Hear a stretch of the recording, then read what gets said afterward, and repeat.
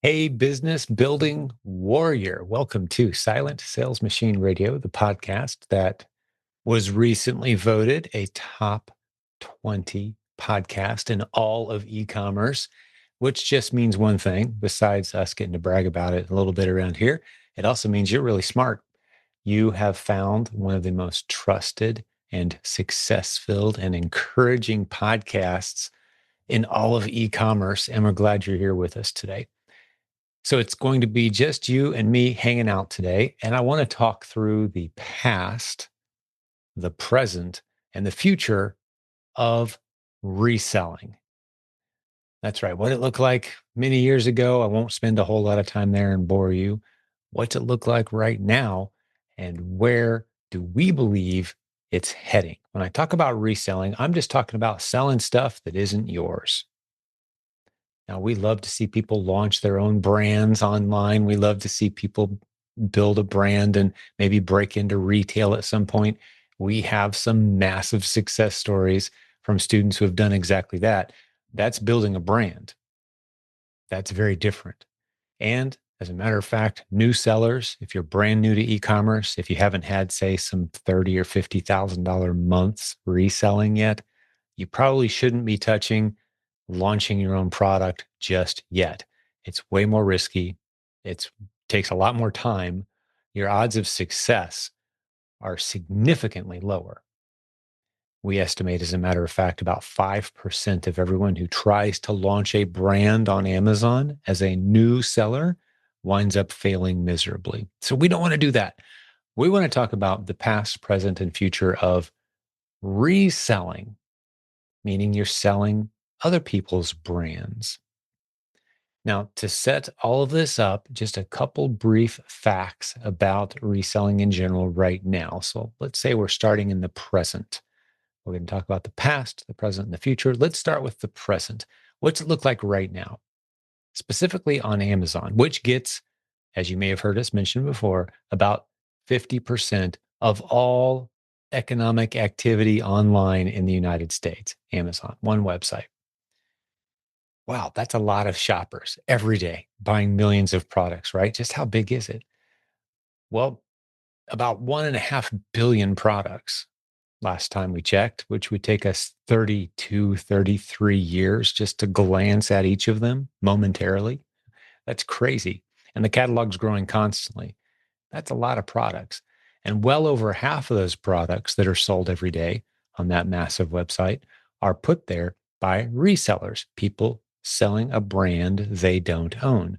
So those millions of shoppers and all those trucks that you see all over the place delivering all of those boxes, over half that activity is relatively small businesses helping fill Amazon's hundreds of warehouses with the products that people want. So let's talk about the reality of what that business entails right now in the present. What's it look like? Amazon has, like I mentioned, hundreds of warehouses. There are millions of popular products. And when I say popular, I mean they're selling at least several dozen times or more per month to shoppers around the country. How do we know they're selling at that rate? Amazon tells us right on the screen. If you've shopped recently on Amazon, you may have seen where they say, this product sold 150 times last month, right? They tell us this. How many products are selling at around 50 times or more per month? Millions of them. Okay, we've got that established. So here's the next fact you need to keep in mind. And this one takes just a tad more time to explain, but hang with me. Of those millions of shoppers who are shopping every day on Amazon, a significant portion of them, we don't have the exact data, but I would estimate it's well over half of them, are very excitedly paying far more than they have to for products if they can get them faster.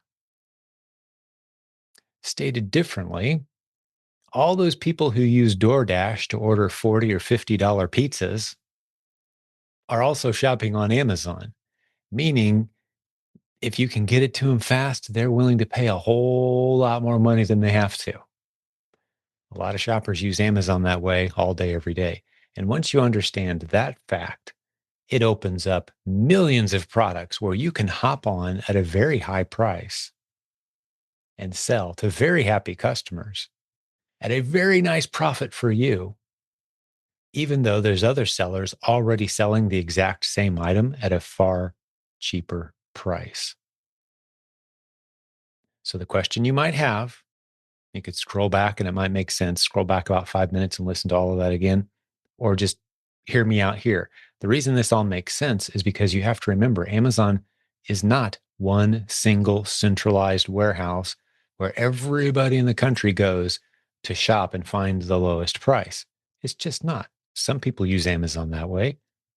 Millions of shoppers look for the fastest option. And once you realize Amazon is hundreds of warehouses spread out across the entire United States, that means at any given time, millions of shoppers are looking at only one of Amazon's hundreds of warehouses for the speed that they need.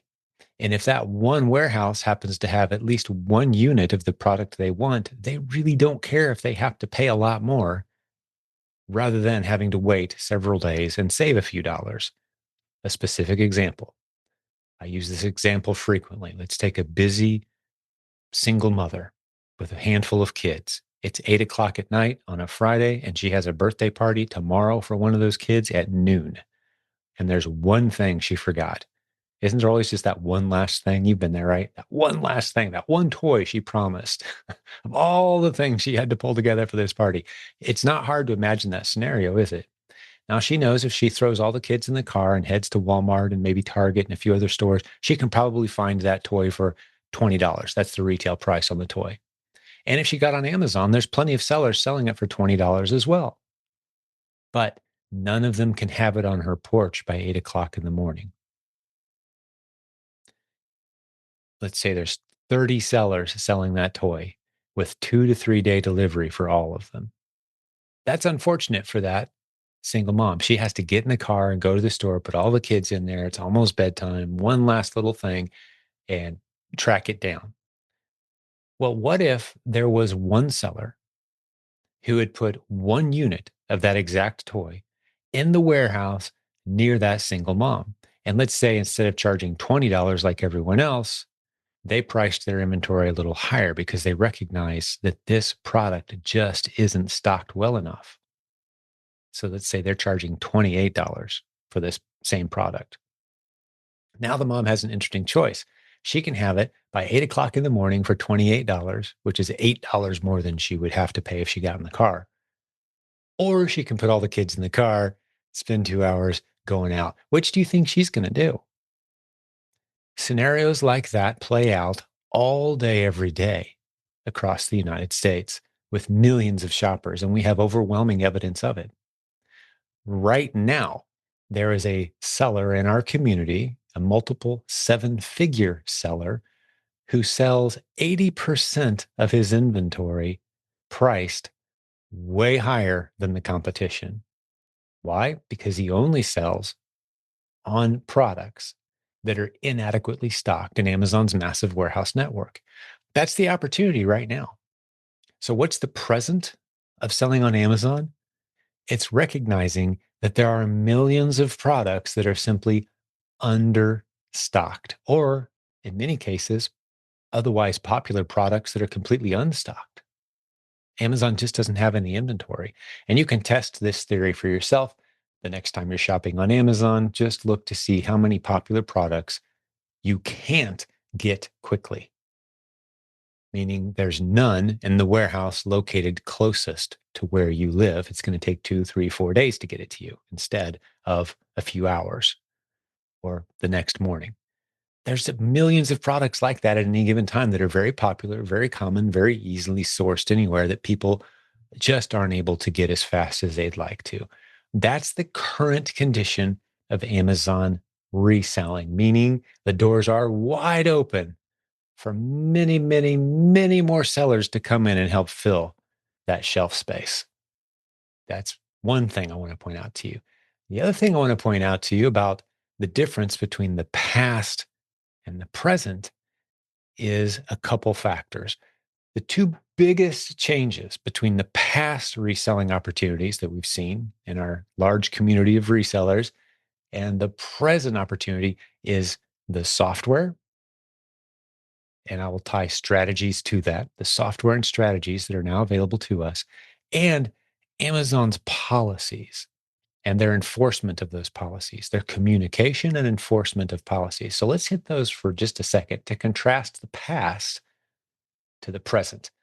In the past, Amazon really was a confusing spaghetti maze of overlapping and conflicting policies with a lot of uncertainty, unclear policies that were inconsistently enforced. They didn't like it. Sellers didn't like it.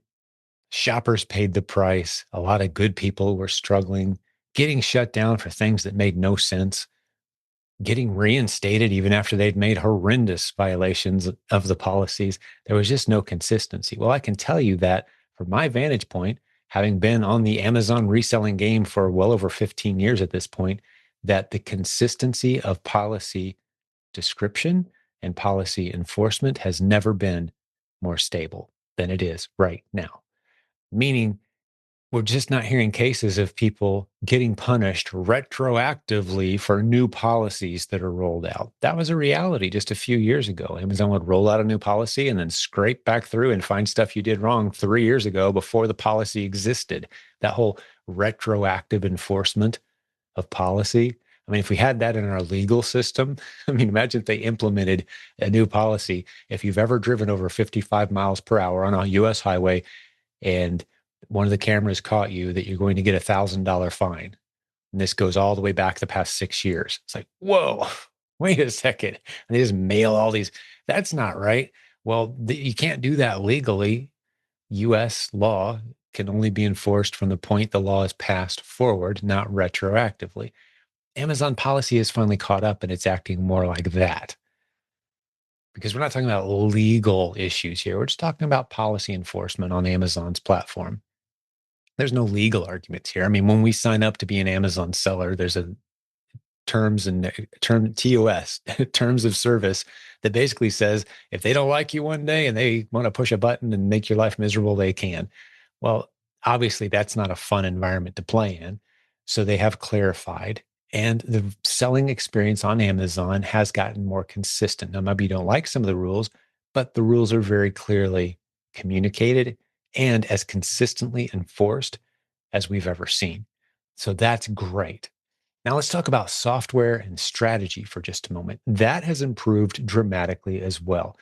In the past, if you were a reseller and you were selling on Amazon, typically the successful sellers, what they were doing is scanning barcodes, going store to store, loading up on as much as they could of the hot products. I'll use air quotes, hot products, and typically going either way too deep or crying that they hadn't gone deep enough on whatever those hot products were. And they would talk about how many different products they're selling at any given time. Oh, we've got 70 great products right now. We're so excited. Oh, no, we lost 15 of our products last month. We got to go find some more. That was the reality, the churn. Got to go find more ASINs. Otherwise, game is over. That churn isn't the same as it used to be anymore. The game has changed. Why?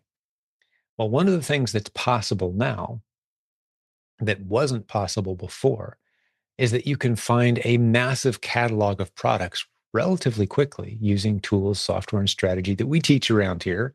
The Proven Amazon course has become the go-to course to teach these new strategies. Tools like 3P Mercury have made these things possible as well, where you fill a large catalog of products. You can scrape them from virtually any website that sells legitimate retail inventory, meaning they're authorized to sell what they sell. They're not selling counterfeit. They're authorized by the brand to sell. Scrape their website, grab all those products, throw them into your catalog. Get a wholesale list from somewhere, throw that into your catalog. You can get buy lists that other people compile. There's services out there. They create buy lists of suggested products. Throw all that into the catalog. anywhere and everywhere. Retail store, you can take pictures, come home, look the products up one at a time, assign an ASIN, assign a product, distinct identifier from Amazon's catalog to each of those, throw those in the catalog. We've got people sitting down or hiring virtual assistants to sit and do research, and within a few hours, finding hundreds or maybe even 1,000 a day for a day of worth of research or a few hours of research. Over time, you can see where you start to grow a catalog of not just dozens or hundreds of products that you're tracking, but thousands, tens of thousands, or even hundreds of thousands of products that are being tracked. So once you've got 100,000 products, hypothetically, to track, how are you going to track that many products? Well, it wasn't possible before. You'd have a you know massive spreadsheet. What are you going to do? Which ones are you going to buy? You're going to check them all every day. Check the buy cost, see if they're still available. Check the price that it's selling for on Amazon. What's the buy box doing? How many other sellers are there? Like 15 different things that you could probably check. That would be a very manual process. 3P Mercury does all that for you all day, every day on your entire catalog and reports back to you which of those hundreds or thousands or tens of thousands or how many ever 8 products you're tracking, which of them look the most attractive to sell today. It even goes and grabs your current buy cost, meaning if Walmart was selling it for $12 and now they're selling it for $10, it updates. So it knows the current buy cost. It knows how many other sellers are selling that item. It knows where the competition's at. Is the price rising or falling? Is the competition level rising or falling? And you set up filters in many different creative ways and decide which of your products make the most sense for you to sell that day. One of our fairly new 3P Mercury users was on the podcast not too long ago and said he had loaded several thousand ASINs into the software relatively easily. And now every day he has numerous pages filled with viable, test worthy products. He's running out of money to spend on inventory way before he runs out of great inventory that he could purchase. That's a relatively new reality. In the past, that was impossible. Now it's possible. Am I saying that the old ways don't work anymore? Of course not. There's plenty of people out there having a good old time scanning barcodes and waiting for sales and discounts and driving from store to store. And we even had someone on the podcast not too long ago that's got a multiple 7-figure business doing some pretty intense retail arbitrage. Hey, it still works. The opportunity's out there, it's wide open. But the opportunity to use tools that monitor your products for you and report to you which ones make the most sense to invest in, well, that opportunity is relatively new. It's just another way to do the business. And from my vantage point, if you can eliminate all the time and heavy lift, why wouldn't you? So it's relatively inexpensive to run a very robust Amazon reselling business with a massive catalog. And that just wasn't possible even a few years ago. So let's talk about the past for just a moment. That'll help us put something in perspective before I talk about the future. So if you look at the past of reselling, specifically on Amazon, it was very tenuous. It was very much a what's it going to look like tomorrow? We don't know. I've already mentioned how inconsistent Amazon was about their rules and policy enforcement, people getting suspended for reasons that didn't make any sense, uh, policies being retroactively enforced, Amazon just going down. Hey, is the app working for anybody else? Hasn't been working for me for a couple days. What's going on? Right? Crashes. Let's go back in time even further. That's me talking about, 10, 12 years ago. If you go back even further, I've been in e-commerce for over 24 years at this point. Back before Amazon was a thing and it was just eBay, you'd go to log into your eBay account and it didn't exist. Those of us who are toying around with going full time into e-commerce, which I did over 24 years ago, we would wake up. The first thing we would do, I mean, if you're disciplined, you say your prayers and do your morning routine. But if you're not disciplined, the first thing you did, you ran to your computer, logged in just to see if you even still had a selling account, to see if something had gone wrong, if eBay still existed. eBay.com went down, shut down for like 48 hours one time, with a whole bunch of us making a full time living there. Talk about just stress and anxiety and policy and policies, unwritten policies everywhere that you had to keep in mind. And people were mailing checks to each other to pay for items, and then the checks wouldn't clear, and you've already mailed things. And I mean, it was just a mess, and we were figuring it out. So you contrast that world, and it's a bit like listening to your grandpa talk about how he walked 4 miles to school uphill both ways in the snow when he was a kid, right? I understand that. But to put it into perspective, it's so much easier now. It is so much more consistent. It is easier to manage. The stress level is so much lower. Yes, you're still running a business, but sometimes I sit back in amazement at the things people choose to get stressed out over and to wring their hands over in comparison. It's such a wide open blue ocean of opportunity now with some inconveniences. If you can find for me a handful of business owning entrepreneurs, a handful of e-commerce warriors anywhere who don't have some stress associated with running their own business, please introduce them to me. I would love to meet them because they are the golden unicorns of e-commerce and entrepreneurship. I just don't know anyone who isn't fighting a handful of little struggles here and there, inconveniences, things that they wish would be different. Primarily for me, we just passed tax day. I know that's the most massive check. That's the biggest suck out of my bank account every year is taxation, man. If my own government would please just let me grow instead of taking such a massive chunk of everything we do. That would be awesome. Let me grow. I'll pay you even more taxes if you just let me speed up, right? That's a huge frustration. We all have frustrations from taxation on down to Amazon policy and confusing catalogs and people who don't ship us what they said they were going to ship us, damaged product, lost inventory. I get it. But man, it sure beats having a real job. And from my perspective, having that flexibility, that freedom, being able to put your smartphone in your pocket and go anywhere in the world and run your business. This is the first time in human history we can do that. So when we contrast the past and we look at where this is heading, wow, what an opportunity we have.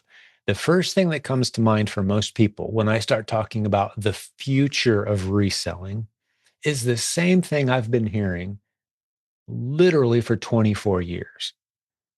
And it's this: well, it's going to be saturated. If it hasn't already, it will be soon. Let me just destroy that argument, please. You've got to shut that voice off in your head because it was wrong 24 years ago and it's been wrong every year since. It's getting more ludicrous by the day to think that there's any kind of saturation whatsoever happening in e commerce, on Amazon, or specifically in the reselling arena. Saturation is so far beyond even anything worthy of consideration that it's laughable.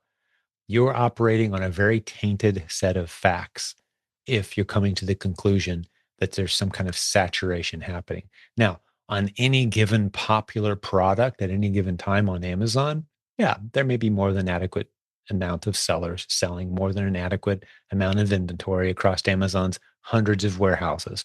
Sure, that's the case on a lot of products.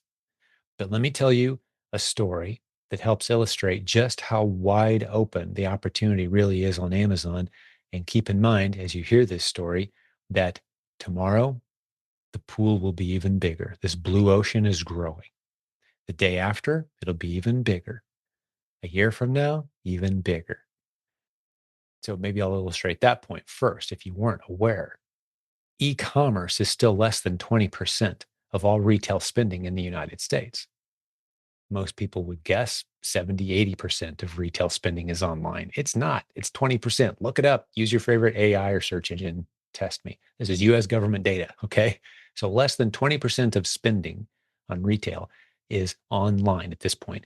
What's it going to be 5 years from now, 10 years, 20 years from now? Look at the projections. Go look. You know how to use Google. Go look it up. It's going to be 30. It's going to be 40%. It's exploding. The game has barely begun. That means hundreds of millions of new products pouring online that you can resell. That means millions of products at any given time that are simply inadequately stocked in Amazon's warehouse network. For all those shoppers that want speed, there's just not enough inventory. Billions of dollars of inventory that should be there that isn't there at any given point in time. It's just not sitting on the shelf. And let me tell a story that illustrates this very well. Hopefully, this is a big aha, eye opening moment for many listeners today. You've probably never thought of this until you hear about it here. And this story illustrates the way hundreds of our students are running very profitable businesses on Amazon right now, selling easily sourced products at prices way higher than their competitors on Amazon. And at first, when you hear that, you're thinking, well, that doesn't make any sense, Jim. If there's 10 people selling a product for $20, and then there's this other crazy guy over here trying to sell the same thing for 30 on the same listing. The guy selling it for 30 isn't going to get any sales, is he? Hey, pardon the interruption for just a moment, but I've got to thank our sponsor, Seller Board. How do you know if you're making money online as a reseller? Seller Central will show you your revenue, but it doesn't capture all the details, the refunds, the shifting fees, changing supplier prices, overhead. Well, that's why a lot of smart sellers are using Seller Board. silentjimdotcom/numbers is where you can go to check them out. It's the profit analytics software that's built to keep your numbers straight. Seller Board reconciles every sale and expense in real time. And with FIFO accounting, first in, first out, that means your profit reports stay accurate even when your cost of goods change from batch to batch. It now works with Walmart as well, so you can see your margins across both platforms all in one place. Here's the game changer as well for resellers.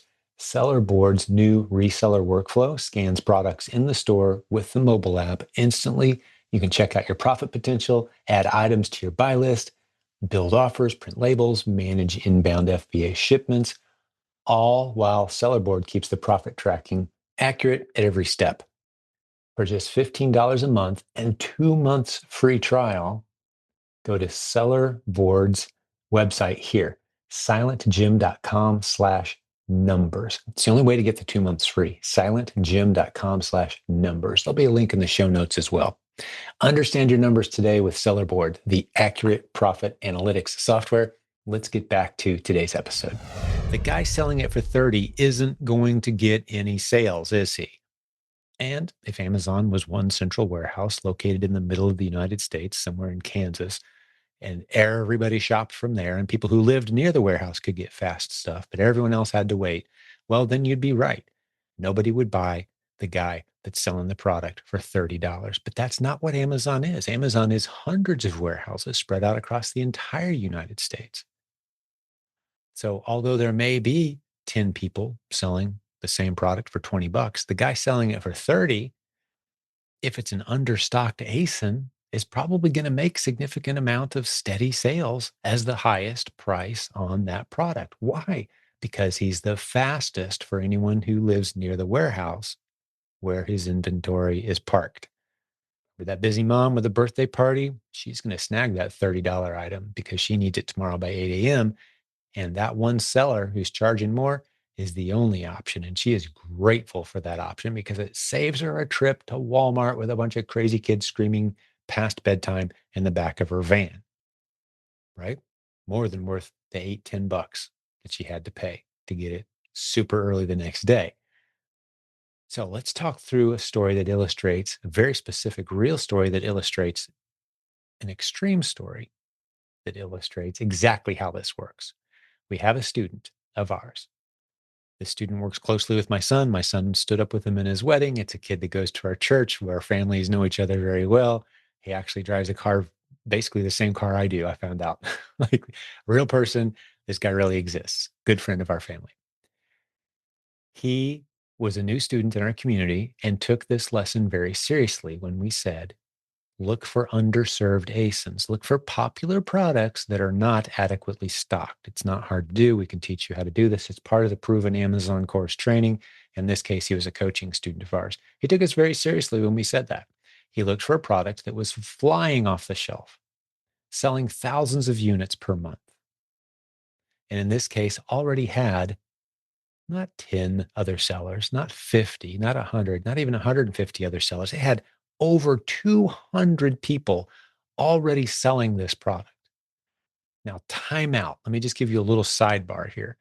I don't know anyone else out there in the Amazon training universe who would say anything at this point except time out, stop. You cannot possibly ever make a profit on a product that has 200 people already selling it. Don't even try. Unless you're the manufacturer and you can get it for pennies on the dollar, it's a waste of your time to try to sell that product because the price competition is going to be insane.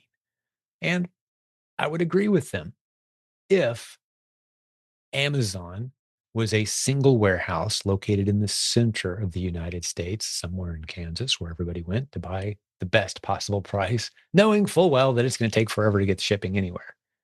But that's not what Amazon is. Amazon is hundreds of warehouses spread out across the United States, and our student understood that. So he didn't care how many sellers were selling the product. He only cared how many FBA sellers were selling the product and how much inventory those FBA sellers had. And when he looked at this product, those 200 sellers, virtually none of them were FBA. And I'll tell you why that is in a minute. But he discovered it very easily. We teach you how to do this. You can find products all day, every day that just don't have enough FBA sellers selling the product. There's just not enough inventory to fill the hundreds of warehouses on popular products. Keep in mind, this product sells thousands of times per month, and virtually none of the sellers were using FBA. None of them were filling Amazon's warehouse network. They were all shipping it from their houses, which meant the shoppers who were buying that product had to wait 2, 3, 4, 5 days for delivery. So, what our student did is he hopped on that product as the highest priced seller. That's right. He was more than double buy box. Buy box was floating around $8, $7, $8, somewhere around there, with everybody fighting up and down a penny or a nickel here and there, trying to win the buy box. I must win the buy box, Jim. I got to win the buy box. All those videos on YouTube told me to win the buy box. All the software teaches you to win the buy box. You don't have to win the buy box to win sales. This story illustrates it. Our student hopped on as the highest priced seller on the product at around $16 or $17. He was not competitively priced at all. He was the highest price with literally 200 other sellers priced lower than him. And he didn't just sell 5 or 10 units. He didn't just sell 20 or 50 or 100 or 1,000 units even. He sold over 2,000 units of that product, approximately 2,400 units of that product before other sellers caught on and a lot of other FBA inventory went in at higher prices. But the good news is there's millions of products at any given time where this lesson applies. So why wasn't anyone else selling at FBA until our brave student threw it in there at a high price? Well, the reason is because there's additional fees associated with using FBA. So the way most sellers are trained to sell on Amazon is do all your calculations of your fees, look at your product cost, add all that up, look at the buy box price, the precious buy box. People treat the buy box like Gollum treats the ring in Lord of the Rings. My precious buy box, my precious. I cannot let go of my buy box. I must win the buy box. Let go of it. It's irrelevant. It's completely irrelevant. It's entirely irrelevant to millions of ASINs, and people just get so obsessed with it. Sidebar, one of the great modules inside the Proven Amazon course is the Ignore the Buy Box training that teaches you how to recognize all those millions of ASINs where you can completely ignore the buy box. I'm not saying you always can, but on millions of products, you can. So, where were we? If you can find those ASINs where there's just not enough inventory to meet the demand of shoppers who want fast delivery, you can charge a lot more money for those products. And you do not have to be competitively priced. So, all those sellers who are selling at Merchant Fulfill were doing the math and thinking there's just no money here if I sell at FBA because to win the buy box, I'm going to have to pay $2 or $3 FBA fees. That makes me one of the highest prices. No one's going to pay more because there's all these other sellers. But what they weren't factoring in is there are millions of people using DoorDash to order $40 and $50 pizzas for dinner tonight. And those people shop on Amazon too. And they don't care about paying an extra $8, $9, $10 for something that will arrive super fast tomorrow. And that's $8, $9, or $10 of profit in your pocket. If everyone else is fighting over a lower priced buy box, you can charge way more and make sales to the point where, as I mentioned earlier, a multiple seven-figure seller who was on our show just a few weeks ago described how 80% of his products are being sold at prices above buy box. He's not worried about winning the buy box. He just wants to win sales.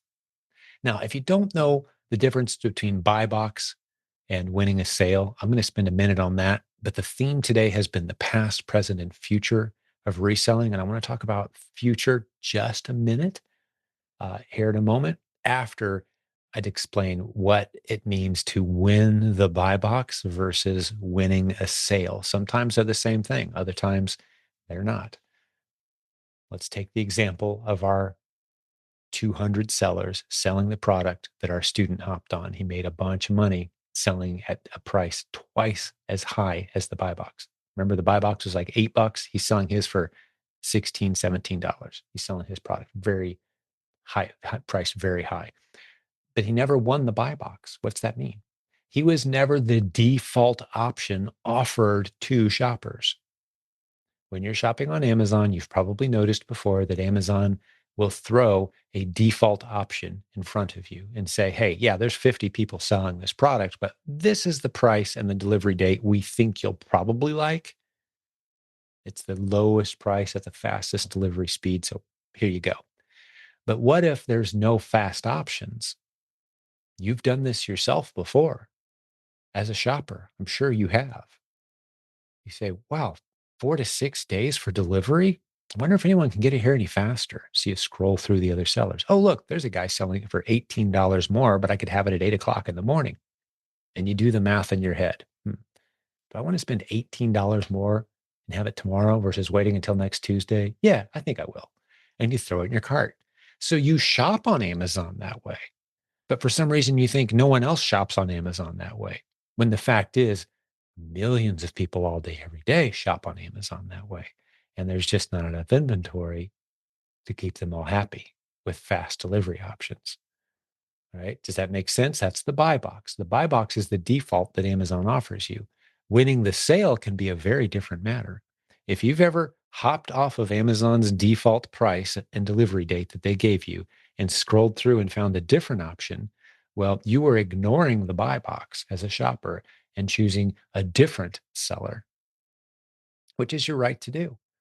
Sometimes Amazon will even hide the buy box, meaning they don't think any of the price points of any of the sellers is competitive enough for them to brag about the prices to, say, Google. When people Google that product and Amazon pops up, they want a nice competitive price there.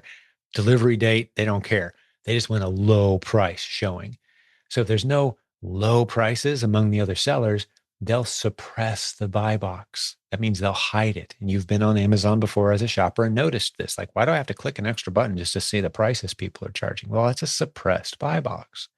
When Amazon suppresses that buy box, what they're really communicating to the world is, especially us as resellers, is they're saying, hey, we really don't like how much money people are willing to pay for this product. If you send in a few more high priced units, you're probably going to make some good sales. And that's all it means when Amazon suppresses the buy box on an otherwise popular product. It means their shelves are not adequately stocked and more sellers could be hopping on at a nice high price and they're probably going to make sales. There you go. A little tip for you. That's the difference between the buy box and actually making sales. Sometimes it's the same thing. We've all clicked the default price that Amazon offers us and grabbed things on Amazon before, but many, many times you'll cruise through and see if there's a faster option. That's choosing a non-buy box price. And another little tip, not to go too far into the weeds, but since we're talking about the buy box, you do realize hopefully by this time, if you've listened to our show for any length of time, I think we're the only ones that talk about this, but the buy box is not a fixed point. It represents the price in one zip code. Try it sometime when you're shopping on Amazon. Change your zip code that you're shopping from to, say, San Francisco, and then change it to Seattle, then change it to Miami, then change it to Chicago, just some major cities or small cities around the country on a popular item. And you're going to see very different prices in the buy box for the exact same product. So it should start to make some sense to you why we say all the time, please ignore the buy box. It is a single point in a single zip code. It does not represent the price across the country for the vast majority of Amazon's products in their catalog, which means that price disparity is opportunity. Anytime there's volatility and unpredictability and price instability, there is opportunity for resellers. And there's a lot of it on Amazon. All right, let's talk about the future and we'll wrap this episode up. Where is all of this heading? Now, of course, I'm prognosticating, and this is all Lord willing, as long as the earth keeps spinning and no one blows each other up, right? That things keep rolling in the direction business and free markets continue to thrive. Hey, you know what's going to happen? I mean, according to US government projections, it's going to get gooder and gooder. It's just going to keep getting better around here, man. I'm telling you, the blue ocean is growing. The projections are, like I said earlier, we're going to double and then maybe even double again within the next 15, 20 years. Next quarter will be better than the previous year, same quarter. Christmas will be a new shopping record, just like it's been the past 20 years in a row in e-commerce. That means more products that you can be selling. That means more empty shelves in Amazon's ever growing network of warehouses. Amazon wants to be in the logistics game. They're building warehouses so that they can become a dominant force of fast option delivery on millions of products. Who's going to put those products on those shelves so that customers can have stuff within, in some cases, 20 minutes by drone delivery? Well, it's you and me, it's resellers. Drones are good, but they can't deliver a product from Seattle to Miami in 20 minutes on a drone. That technology doesn't exist yet. It's not going to be here anytime soon. Speed of light travel drones, nope, those aren't coming anytime soon. So if somebody wants super fast delivery, that product has to be sitting in a warehouse near the shopper. And we can tell you, we've demonstrated this repeatedly, that at any given time, there are millions or even tens of millions of popular products that are simply understocked in Amazon's massive warehouse network, to the point where if I'm projecting what Amazon's going to do, I think they're going to start getting real friendly to resellers, more friendly than they are now, because they need us. They need us badly. And the evidence is piling up that that is the case. I had a conversation. I was invited to a lunch with a senior vice president at Amazon a few years ago. And as much as he was saying this then, I'm sure he would say it even more emphatically now, because the scenario has only drifted more in our favor. He said then how grateful he was that Amazon resellers were helping fill the shelves with all those millions of products that they could never possibly hope to source for themselves, to help them be the everything store that offered fast delivery to their hundreds of millions of shopping customers. Pretty incredible, right? They need us to fill those shelves. So as long as e-commerce is a thing, Amazon reselling is going to be an opportunity. And I would argue the greatest opportunity of low hanging fruit that's available to anyone and everyone. Scale at your own pace. As Robin Joy, one of the great coaches on our team, coined the phrase, it's the ultimate low, low, high business opportunity. Low cost, low risk, short learning curve, high odds of success if you follow the system, and the tools and the software, the systems are getting even better to help us tackle this opportunity. So that, my friends, is my thoughts on the past, the present, and the future of Amazon reselling. I hope it makes you feel encouraged and inspired. Maybe it's not for you. Maybe you're not in a season of life where you want to buy and sell things online, which, by the way, you can do without ever touching your product. I hope you realize that. Excuse me. We have many students, for example, who use the Prep Center network, dozens and dozens of prep centers around the nation. They have their products in there. The Prep Center slaps labels on it, throws it in a box, and sends it to Amazon. You don't have to be the one that does that. You don't have to go to retail stores. There's a lot of things you don't have to do. One recent seller on our podcast, running a multiple seven-figure business, scaling into this business model, worked until lunch on Mondays and then an hour or so every other business day, and has a very successful, thriving business and never touches his own product. We've got people who live outside the United States buying and selling in the US and never seeing or touching their product. So, whatever your reasons are for thinking, oh, I don't really want to do that, it's just a matter of tracking the numbers and investing into products that have a low risk of anything bad happening and a very high odd of good things happening, and you just flip through the products. That's the business. The software really has taken over the vast majority of the heavy lifting. I mentioned those 15 data points that you could check earlier. 3P Mercury does all that for you in automated fashion. It checks all the moving indicators and then makes recommendations for you based on what makes the most sense. So I'll put a link to 3P Mercury in the show notes today, a link to the Proven Amazon course if you want to get started. If you want to hop on the phone and have a conversation with someone on our team that can help you decide when the right time is for you to get started, we'd love to have that conversation with you. If this isn't for you and you're thinking, I'm not in a season of life right now where I want to spend a few $100 and start testing this thing out, okay, that's fine. Send this to somebody else who could use it. We love helping people build beautiful businesses. And another great bonus about this community is you're going to be surrounded by great people of integrity who are building real businesses and excitedly sharing the details of their journey with each other, helping each other out on the challenges they face. That's our 84,000 person Facebook group. It's completely free. There's a link right here, silentjimdotcom. Look for it. We're about to pass I think it's the 84,000 mark in that group. That's a lot of business building warriors helping each other out. And we're very aggressive in kicking out the spammers too. So it's just a lot of good people there helping each other, asking good questions, educating each other. If you want to go a little further faster, get a coach on our team. That means someone who's built a beautiful business and they're currently running it successfully, profitably, and they're going to show you how to do what it is that they're doing right now. That's a great opportunity to be mentored by somebody who's been there, done that, and is doing it currently. If you want that, we call that going further faster. That's our one-on-one coaching. We got free, we got one-on-one mentorship, everything in between. We'd love to help you out. Get on our schedule. Let's have a chat. We'll talk you through the best roadmap for you. Well, it's been a pleasure hanging out with you today. Thanks for your time and attention. That's a great gift you gave me today, and I'm very grateful for it.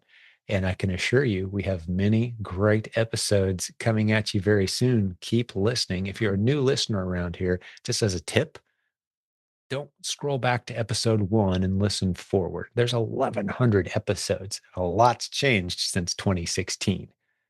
There's some gold back there. Don't get me wrong. I'm very proud of a lot of those early episodes, but you don't want to scroll forward. What you want to do is stay current.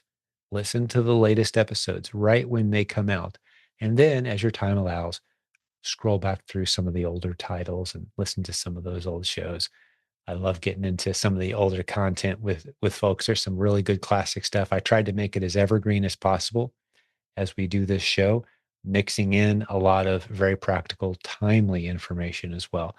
But there's some gold back there. But stay current, no matter how you listen to our show. Always try to stay current. Subscribe on Spotify, iTunes. Leave us a 5-star review. We always love that stuff. Thumbs up, share the links, et cetera, et cetera. You know the drill. It really helps us out. This show is completely free, and you help us keep it ranked really well. You made it a top 20 e-commerce podcast because you shared the link with so many people. We really appreciate that. Thank you.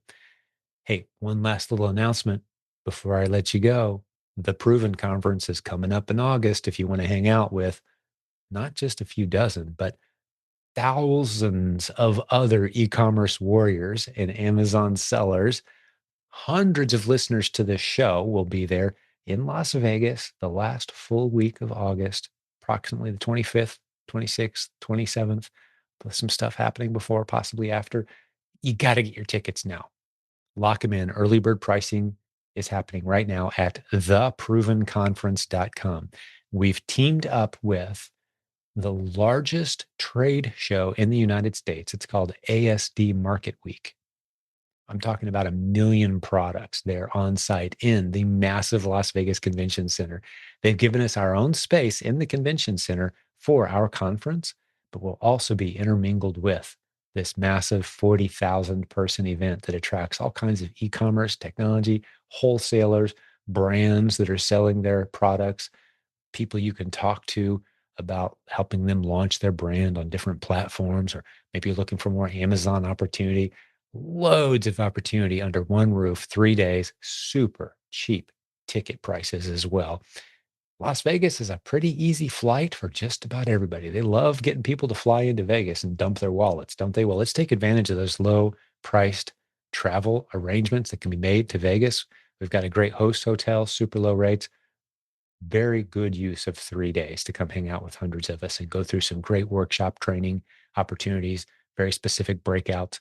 All of it is listed and shown, all the details at the website. It's 3 words, theprovenconference.com. Get over there, get your tickets while the early bird sale is still on, and we'll see you in Vegas that last full week of August. God bless you, business building warrior. I'm going to wrap it up here. We'll have more great episodes for you very soon. Thanks for hanging out today. Hey, thanks for joining us today. I've got one last announcement. It's a thank you to our sponsor today, Seller Board. You can find them at silentjimdotcom/numbers.